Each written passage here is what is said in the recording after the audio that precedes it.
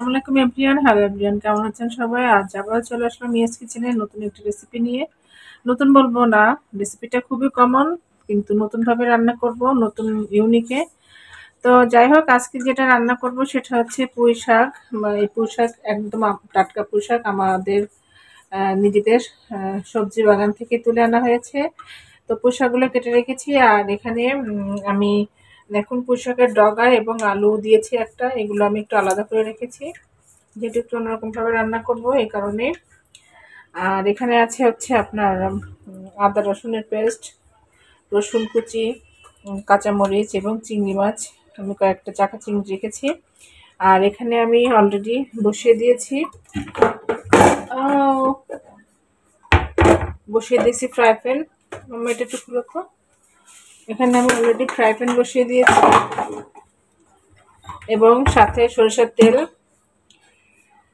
তো এখন যেটা করব সেটা হচ্ছে আমি এখানে কিছুটা গোটা কালো জিরা ফোড়ন দিব, যেহেতু বলছি একটু ইউনিক আলাদা হবে নাও।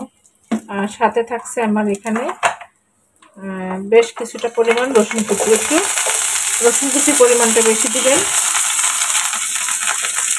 আর কাঁচা মরিচটাও একটু বেশি দিবেন, যে ততটা ঝাল খেতে পারেন। তো কাঁচা মরিচটা আমি অ্যাড করে দিলাম, দিয়ে এখানে আমি এখন ভালো করে একটু এগুলো বাগার দিয়ে মানে নেড়ে নিব।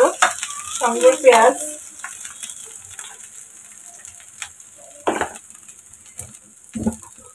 তো একটু বাগারের মতো ফোড়ন যেটা বলে সেটা দিয়ে দিলাম। আর এখন আমি বেশ মুঠো খানিকের মতো পেঁয়াজ কুচি দিয়ে দিলাম। ওকে, এটার মেইন উদ্দেশ্য হচ্ছে একটু পেঁয়াজ, রসুন, মরিচ এগুলো একটু বেশি দিবেন।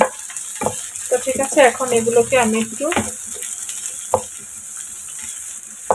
পিঙ্কিশ কালার আসা পর্যন্ত অপেক্ষা করি, এবং সাথে অবশ্যই একটু কালার মানে খুব নরম হওয়ার জন্য, পেঁয়াজটা নরম হওয়ার জন্য আমি আগে থেকে একটু হলুদ দিয়ে দিলাম, যেহেতু আমার খুব তাড়াতাড়ি হয়ে যাবে, এটা একটু ভাজাটা তাড়াতাড়ি হয়ে যাবে।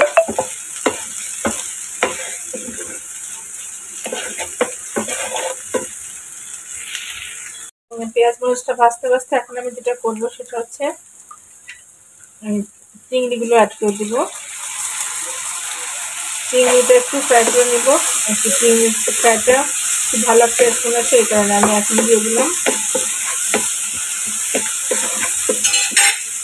আর সাথে যেটা করবো সেটা হচ্ছে আমি একটু হাফ চামচের মতো পরিমাণ মতো হলুদ গুঁড়ো দিয়ে দিলাম।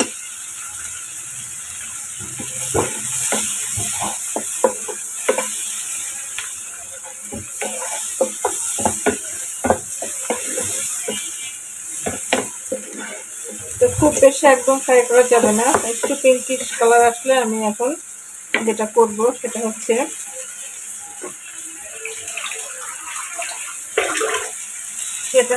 আমি এখানে প্রায় 1 এবং 2 চামচ, ওকে প্রায় 3 চামচের মতো আমি এখানে একটু বাটা মশলা অ্যাড করলাম, আদা রসুনের পেস্ট।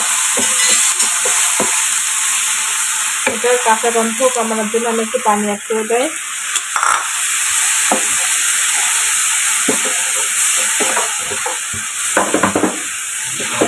আর এটার সঙ্গে এখন যেটা করব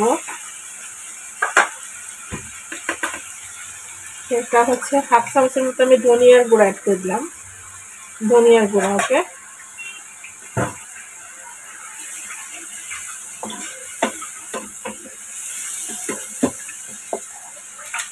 তাহলে ওই ঢাকনা পর্যন্ত করার।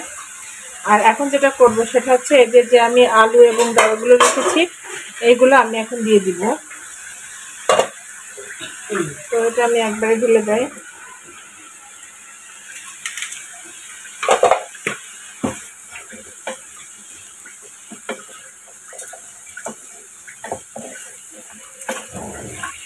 ঠিক আছে, এটা দিয়ে এখন এটাকে দিয়ে আমি এখন কি করব, একটু ঢাকা দিয়ে মিনিট 1 মতো একটু রান্না করে নেব।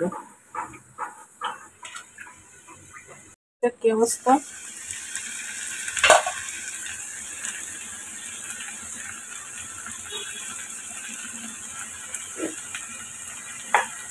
এখন দেখুন পুরো আলু এবং ডালগুলো আমার একদম নরম সফট হয়ে আসছে। এবং প্রায় পুরো মশলার সাথে খুব ভালো করে সুন্দর কষে আসছে। কি সুন্দর একটা কালারও চলে আসছে দেখুন।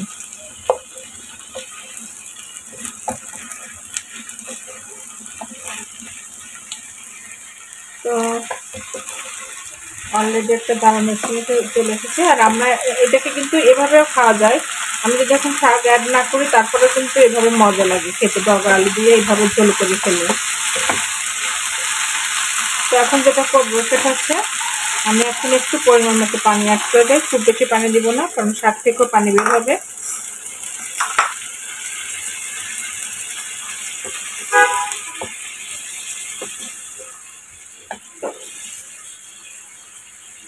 তো অলরেডি দেখুন পানিটা অ্যাড করে দিয়েছি, বলকে চলে আসছে। এখন আমি যেটা করবো সেটা হচ্ছে আমি হালকা করে উপর থেকে আমি শাকগুলো দিয়ে দিব।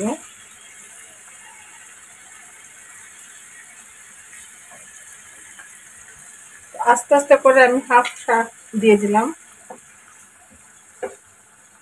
এটা নরম হলে আমি বাকি শাকটাও দিয়ে দিব।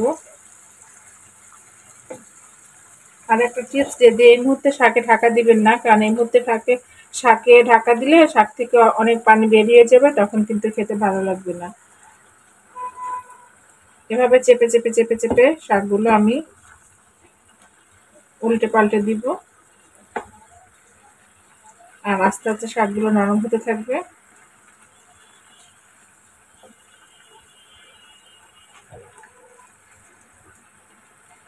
এখন যেটা করব সেটা হচ্ছে এই যে বাকি শাকটা আমি এই যে উপর থেকে দিয়ে দিব।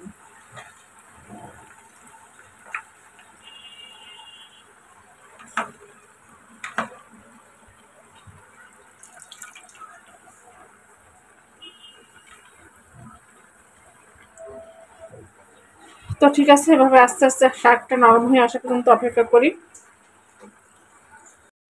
তো দেখা যাক এখন কি অবস্থা। আমি একটু কিছুক্ষণের জন্য ঢাকা দিয়ে রেখেছিলাম নরম হওয়ার জন্য। তো অলরেডি দেখুন পুরো শাকটা গলে নিচে নেমে এসেছে এবং নরম হয়ে গিয়েছে। এবং ডাগাগুলো দেখি, ডাগাগুলো একদম সেদ্ধ হয়ে গিয়েছে দেখুন, কারণ টাটকা গাছের মানে মানে গাছ থেকে এনে রান্না হয়েছে না, কেটে। তো যাই হোক, এখন আমি যেটা করব আমি একটু আলুগুলোকে একটু থেতো করে ভেঙে দিব, যাতে করে একটু মজা হয়। এটা কিন্তু একটা টিপস, আলুগুলো একটু ভেঙে দিলে রান্নার স্বাদটা কিন্তু আরও ডাবল হয়ে যায়। তো যাই হোক, আমার অলরেডি দেখুন রান্না প্রায় হয়ে আসছে। তো কেমন হলো ঠিক অল্প সময়ের মধ্যে আমার পুঁই চিংড়ি রান্নাটা। চেষ্টা করেছি আপনাদের অথেন্টিকভাবে একদম অর্গানিক শাক গাছ থেকে কেটে দেন তারপর রান্না করে দেখানোর ট্রাই করেছি। তো ঠিক আছে, আমার আজকে রেসিপিটা আজকে ছিল পুঁই চিংড়িটা কেমন হলো অবশ্যই জানাবেন আপনারা কমেন্টসের মাধ্যমে। তো অলরেডি দেখুন ডান। এভাবে একটু মাখা মাখা গ্রেভি থাকবে আমার শাকটা, বেশি ঝোল রাখা যাবে না। তো ঠিক আছে, তো অলরেডি দেখুন আমার শাকটা প্রায় হয়ে আসছে। এখন আমি চুলাটা স্টপ করে দিব। তো কেমন হলো অবশ্যই জানাবেন কমেন্টসের মাধ্যমে।